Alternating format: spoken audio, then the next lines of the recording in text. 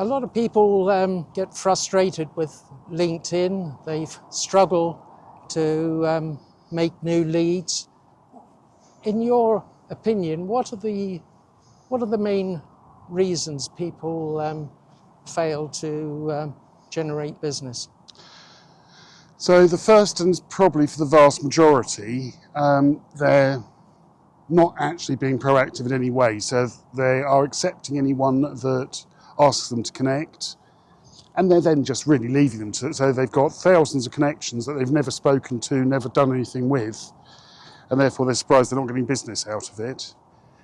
And also, in many ways worse, they've got thousands of businesses that are not their ideal connections, and not people that will ever buy from them. So, for example, we took on a client, and he proudly told me he'd got 29,500 connections.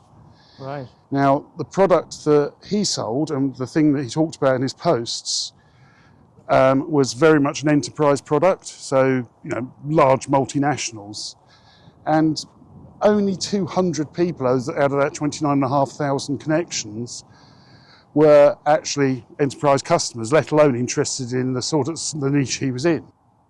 Hello, welcome back everyone. Today I'm with Tim Peniston-Bird, and we're going to be speaking about a very important area of business, and this is generating new clients and retaining them. Over to you, Tim. Perhaps you could give the audience a brief overview of your background and expertise. Okay, yes, so I started off in a large sales promotion and incentive agency, and then set up my own 30 years ago.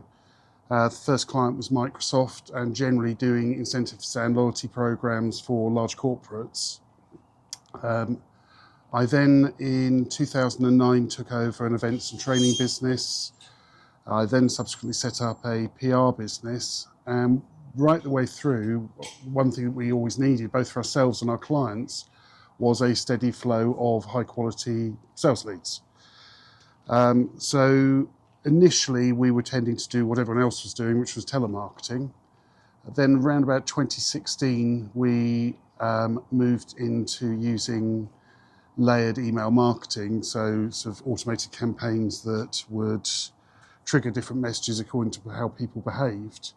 And that worked incredibly well up until COVID, where post-COVID, we found that response rates dropped from about 10% down to less than 1%. So we wanted to find something else. And so we looked again at LinkedIn, because even though we tried using LinkedIn agencies and software, what we generally found was that, well, worst case, I'd had my account banned for over spamming people. Mid case, I ended up with about 1,000 recruitment consultants connected to my account who then constantly spammed me. And best case, we didn't actually get any sales out of it. But we kind of thought, there's this huge audience, there's got to be something that can work for them. So we started sort of sitting around and brainstorming, going, what works? And we said, well, you wouldn't turn up to a face-to-face networking event and constantly go up to the same person over and over again and doing a sales pitch at them. They'd end up punching you in the face or walking away or something. Sure. So we thought, well, you generally do a nice bit of chat, a little bit of what you do, but don't tend to overly do it unless they ask you to, and discuss what other events they go to and so on. So we thought, well, why not just try the same approach? So what we started doing was honing in on our ideal clients, and with Sales Navigator, you can really hone in on, position, size of business, keywords, negative keywords, job titles, whole host of other things to decide who you ask to connect. And then once we connected to them, we did exactly the opposite to what all technology did. Rather than selling at them, the welcome message would be something like, thank you for connecting, looking forward to seeing your post, hope you enjoy mine. Our 7-day reach out was kind of, hi, just circling back, just to let you know, this is what we do, or what I do. I'd like to hear more about what you do. And then predominantly doing stuff like liking posts, commenting on posts, looking at profiles, inviting them to events, inviting them to lunch and learn sessions, celebrating their occasions like work anniversaries. So, as I put it, just a little wave, once a week, once a month, to keep them engaged whilst you carry on putting out high quality educational posts. Right. And so we started doing that manually, and we discovered, one, actually the process works, and it works really quite well. We also found that doing it manually takes about 4 hours a day. Now, on everything else in our business, we've always tended to automate the process. So okay, well, let's automate the grunt work. So we don't want to be automating conversations, because then it's not the person. But if we can ask the person what they would say in each circumstance, we program that in, use the AI to personalise and actually do the shoving out of that message when it's required, then that gets rid of 99.9% of the time and effort in doing it, but it's still giving authentic outreach on behalf of me or whoever. Right. So that got it down to, well, a very manageable amount of time to do it on a weekly, monthly basis. And we were getting really good results. So typically we're getting in, per LinkedIn profile, 1 to 2 client conversations a day. Yeah. Which is more than enough for most businesses to be able to drive it. And it's through a process of what I call turbocharged gardening. We're not hunting and spamming people all the time. Right. We're reaching out to them at scale. Yeah. And then we're just being there and being pleasant. And every time that we like their post, they're likely to look at your profile, read the post. And so it's a nice, gentle advertising, so that for 3 years, they'll probably do nothing. Yeah. But that month where they're suddenly in market for your services, then they'll reach out to you because you haven't annoyed them. Yeah. So they are nice, warm leads that are constantly coming in. So that's the process. We found it really worked for us. We then sort of kind of went, oh my God, it's very easy to do. And so therefore, as you know, other people want exactly the same issue, why don't we offer it out as a service? And it's also a very good option for introducing our other services after it, once we're known and trusted. So that's what we've been doing. We're putting on about 5 clients a week. Okay. From our own service, and enjoying it and meeting some great people. A lot of people get frustrated with LinkedIn. They struggle to make new leads. In your opinion, what are the main reasons people fail to generate business? So the first, and probably for the vast majority, they're not actually being proactive in any way. So they are accepting anyone that asks them to connect, and they're then just really leaving them to it. So they've got thousands of connections that they've never spoken to, never done anything with, and therefore they're surprised they're not getting business out of it. And also, in many ways worse, they've got thousands of businesses that are not their ideal connections, and not people that will ever buy from them. So, for example, we took on a client, and he proudly told me he'd got 29,500 connections. Right. Now, the product that he sold and the thing that he talked about in his posts was very much an enterprise product, so large multinationals, and only 200 people out of that 29,500 connections were actually enterprise customers, let alone interested in the niche he was in. Now, the problem is that every time you do a post, LinkedIn will typically only share it with 5 to 8% of your followers. And so if you're going out to 29,000, that means you're then going out to about 1,100 of those initially. And very few of those are likely to be in that 200, maybe one. Therefore, LinkedIn is going, okay, you've gone out to 1,500 people, and only one person has actually bothered to engage in it, like it, read it, or whatever. So it'll go, well, it's not very interesting, so we won't share it anymore. So he was basically just shouting out into the wind with no one listening because his entire audience was the wrong people. So that's one of the issues. I think another issue is that people tend to be, well, there's obviously the one that I've said before, which is that if your approach to people is just to constantly send sales message after sales message, it'll annoy people, they'll block you, they'll complain about you, etc. So you won't get any sales from that. Yeah. And the other thing is that you want to really try and niche your audience to your absolute ideal customers, because you want to make your messages as close as humanly possible. So for example, we started doing some work with a client who helps insolvency companies to get leads by building relationships with accountants. And she's been doing that for 20 odd years. Right. That means that an awful lot of her current connections are insolvency practices. And so therefore we were able to niche in on pushing out to her existing ones and also reaching out to new ones and doing all her posts specifically around how building relationships with accountants will actually help to drive large amounts of consistent leads and how they do it and how they deliver. In her case, we got her first appointment in the diary in 6 hours of her being onboarded. Wow. And within the first 2 weeks, she had 28 appointments in the diary. Okay. And she's been going to strength from strength ever on. But it's because it was such a fine niche where people are going, that's me, that's what I need, yes please.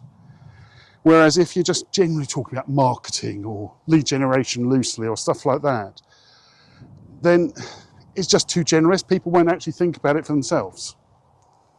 So there's that. There's also, you can work by using a content strategy, so just producing lots and lots of really good readable blogs, posts, videos, etc. And what will happen is that because you'll go up and up on the algorithms because people are reading them, sharing them, following them, and becoming interested with you, that will funnel people into your business, which works very well, but it takes 2 years. Yeah. Because you're starting with a small audience and trying to grow it and grow it and grow it, and it's a huge amount of effort. So generally, we've tended to find that a content-based strategy, it works well for large corporates that can afford to invest in waiting all that time and have probably got far more followers in the first place. But for an SME, actually, after 3 or 6 months of getting very little in the way of results, they will typically just give up. And so that's why you see so many of these accounts where their last post was sort of back in 1994 or something ridiculous. Yeah. And that's even worse than having none, because people are going, oh, well, they're not actually running anymore by the look of things. Yeah. So yeah, not actually doing any follow-up or engaging with people, spamming people, taking too long and losing patience from content, or being just too generalistic and woolly. Oh, and also, if you are doing posts, make them useful. Yeah. You know, again, they shouldn't just be about what you sell. They should be talking about the problems that you solve for clients, or case studies, or potentially things like FAQs. So the things that the questions that your customers ask you about what you do, and turn those into informative pieces that people can link into and see and go, oh, I've got that problem. Yes, that's a useful fix. Yeah. Because that's a lot of what people are looking for. And if you're helping them consistently to solve problems that they've got, they're much more likely to come to you to actually help them to do the bigger picture. Right, makes sense. Yeah. So you covered a little bit earlier the process that you have created. Could you go into a bit more detail, the process on how you make all that happen? Sure. So we initially have an onboarding session with the client where we get them to tell us what they do. We put that into the AI as a prompt, and that will generally create an ideal customer persona. which is it's a faux LinkedIn profile for them, saying what they do as a job, size of company, what their pain points are, what they are looking for in terms of positives and so on. And we'll work with them initially just to tweak that to make sure it's spot on. It's normally about 90-95% there, but we want to get it to 99. Right. Based on that, we then go to their Sales Navigator account and we get the AI to search out a load of contacts within that group. There's going to be the initial audience we're going to build out for. And we put that in and we set up the build process of going out to those people. The AI will produce suggested messages for the welcome message. Oh, sorry, we don't tend to do a message when we're inviting them. We A/B tested and found it was better just to leave that blank. Right. And then basically the welcome message and the 7-day, and if they wanted a 30-day message in terms of new people. Yeah. Yeah. And AI will suggest a message, but will then go, how would you say that? You know, we want it to sound like you, we want it to be in your words, so we then change all of those. Then we'll set up a number of engagement messages for things like birthdays, work anniversaries, new jobs, that sort of side of it. And again, make sure those are within their words. Yeah. Then we basically start having conversations about what are you going to be doing in real life or online. So are you running any webinars? What networking groups you'd like to be going to? What exhibitions you like to be visiting, or congresses, or that sort of side of things? Because then we can build out stuff where we're reaching out and saying, hey, going to go to this congress, we think it's going to be really useful on this topic and that topic. If you're going, love to see you there. If not, I'll share my thoughts on it afterwards with you. Yeah. If you're going to be in Liverpool next week and you've got a client meeting at 9, but you're then sort of free for the rest of the day if need be, then we can reach out to people around the Liverpool area and say, hey, it would be great to, I'm in Liverpool next Thursday, I'm free after 9:30, it would be great to catch up with you for a quick cup of coffee or something so I can meet you in real life. Yeah, makes sense. We can set up existing ones, just rekindling and reaching out to the people that hit your ideal customer profile, that are your current connections, and go, hey, we've been connected for some time, I'd really like to know a bit more about you, fancy a virtual coffee? Yeah. And then on top of that, then we build out the stuff that's not so personalised, so looking at profiles on a regular basis, potentially endorsing people for things, potentially, generally liking their posts on a monthly basis, and so on. And we basically then kick all of that off, and then we have a monthly review for 10-15 minutes going, right, how's it going? What do we need to tweak? Because quite often we have to turn down the speed a bit. Yeah. Just because they're getting inundated.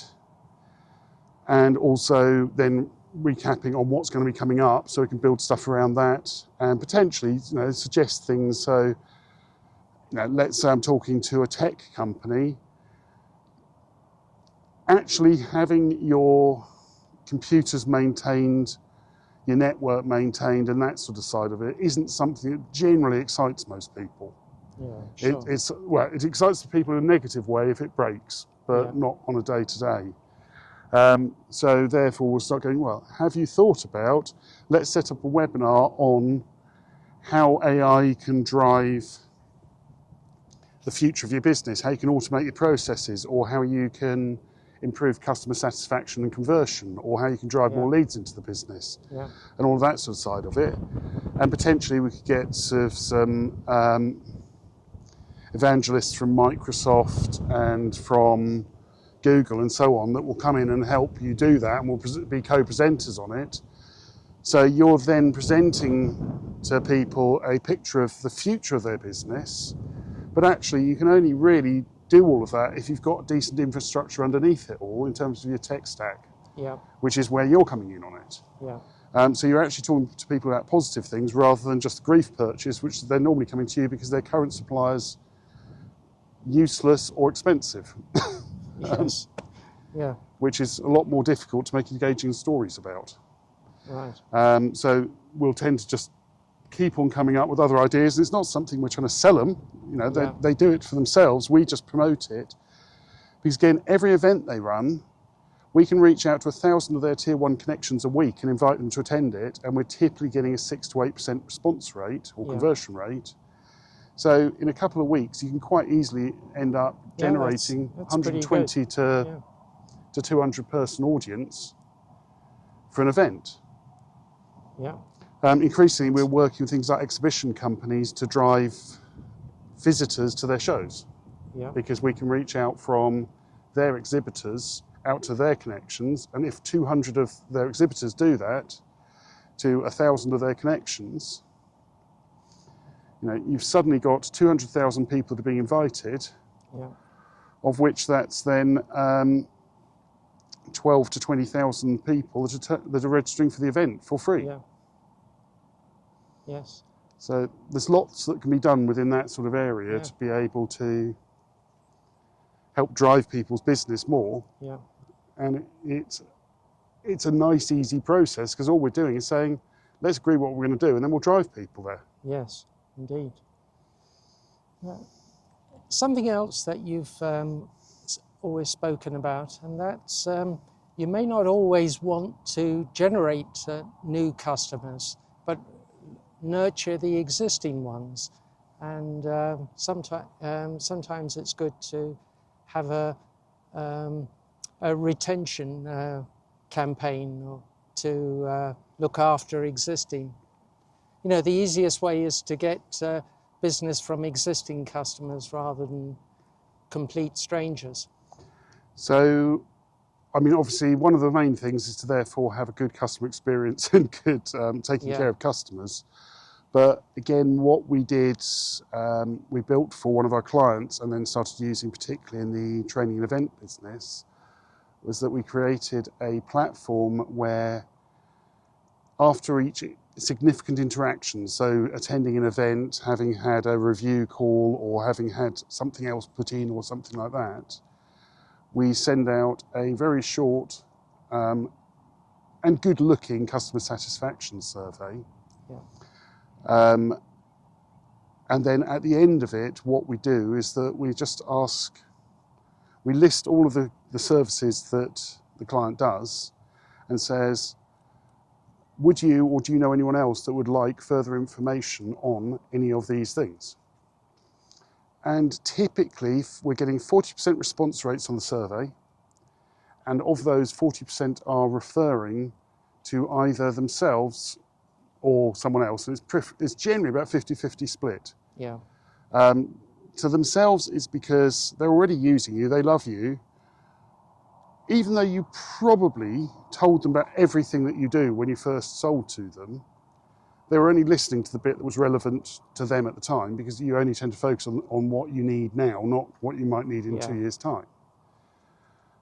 So suddenly they're going, oh, I didn't know you did that, or I didn't know you did that. And so they're really easy wins.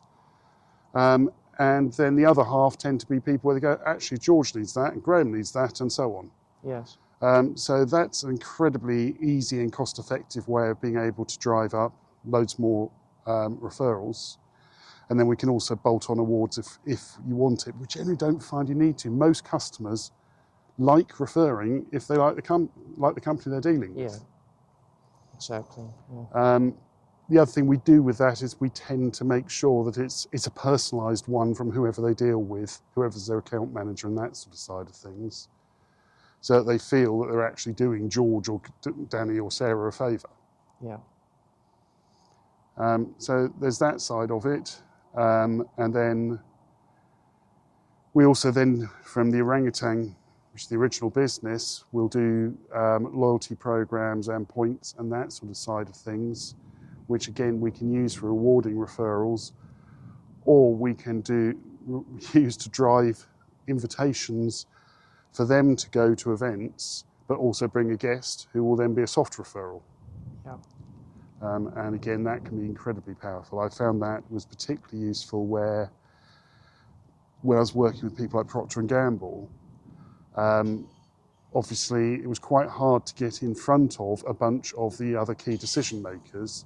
Whereas if you invited your internal contacts you're already dealing with to a social event and they were allowed to bring along someone, they'd bring along the people that were their counterparts, who were your other ideal clients within the business, and we're introducing you and talking about what you do with them. Yeah.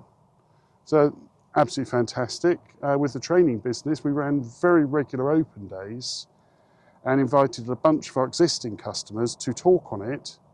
So had people like BT, etc., talking about the challenges that they'd faced and how they dealt with it and how we were great at it and that sort of thing. Yeah. Which then again is a very strong soft referral to everyone in that audience of, blimey, these people are great and they've dealt with some of the biggest companies in the country. Yeah. So those are the sorts of tools that we tend to do from that. And again, the InTouch product, which is doing the LinkedIn, can do an awful lot of sending out, nurturing all of those audiences to drive them to those sorts of events. So, because obviously what you can do is to set up specific groups of your clients within it as well. Yeah. And just private message them. Yeah. And then send out all the updates from it afterwards. Right. Well, if anyone listening has said, well, I like to get in touch with Tim, what's the best way for people to get in touch with you? So if they go to the website, which is www.intouchnow, Right. all one word, .co.uk, there's obviously emails and messaging from it, but also they can book in for a 15-minute or 30-minute conversation. Right. So whether it's to find out more about what we do or if they've got a particular problem with the finding with the LinkedIn systems and just need a bit of advice. Okay.